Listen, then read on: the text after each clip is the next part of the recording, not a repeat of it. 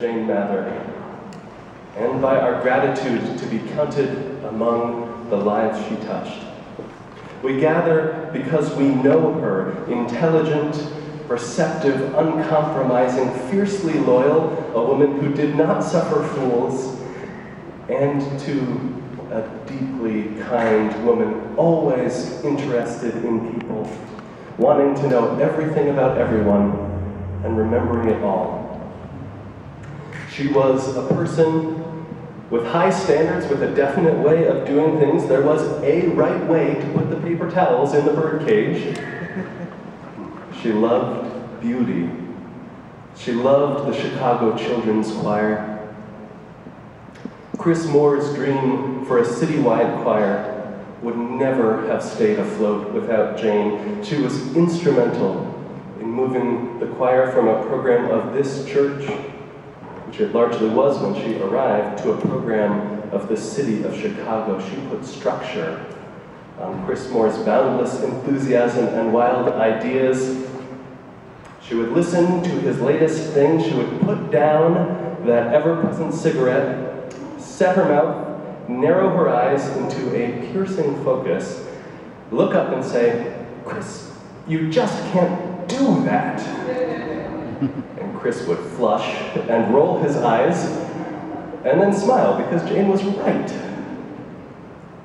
We're grateful today to have with us these alumni joining their voices in song. Jane believed in education. She read constantly no matter what she was doing, and at least once books ended up packed in the freezer or dropped in the washing machine by accident.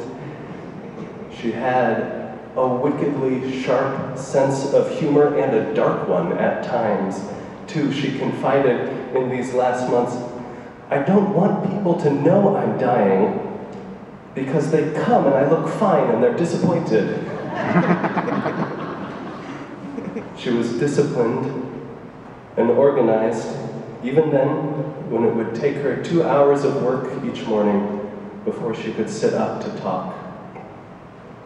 She had a full-time job keeping alive then, and she wanted always to talk, to be with people, to tell them how she felt and what she thought. Jane's love of life, her vital spirit lives on in us, in the ways that we order our lives. She lives on in hearts and minds. And most importantly, she lives on in the memories we hold and the stories we share. And in remembering and telling her stories, we put her back together. We put her back together, whole and vitally engaged with life. It is these memories which elevate Jane, a vowed atheist that she was, to the status of immortality. For we keep her alive through our remembering, through our precious stories. And in turn, these stories help us ease the pain of loss we feel. The writer Simone Weil reminds us that the task of grief is twofold and paradoxical. To let go and grieve honestly at the silence and the emptiness left behind, and at the same time to bring the spirit of the deceased into our lives, integrated through our imagination, through our memory, into the fabric of daily life. We all grieve differently and at different times.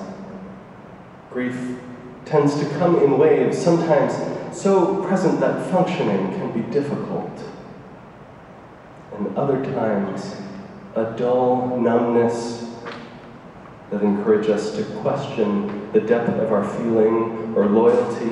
And all this is a natural part of the grieving process,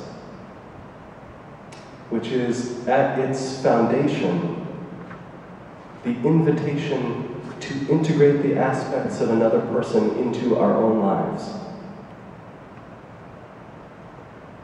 Each of us need time to grieve alone, and we need to return to the community of our friends and family, like villagers returning to a well to quench their thirst. We need to seek one another out for nourishment, for strength. Today, we gather at the well to hold each other in our grief, to hold this family in the sanctity of their loss, and to be reminded that life is indeed a precious and a fragile gift. I'd like to invite Eric to play now.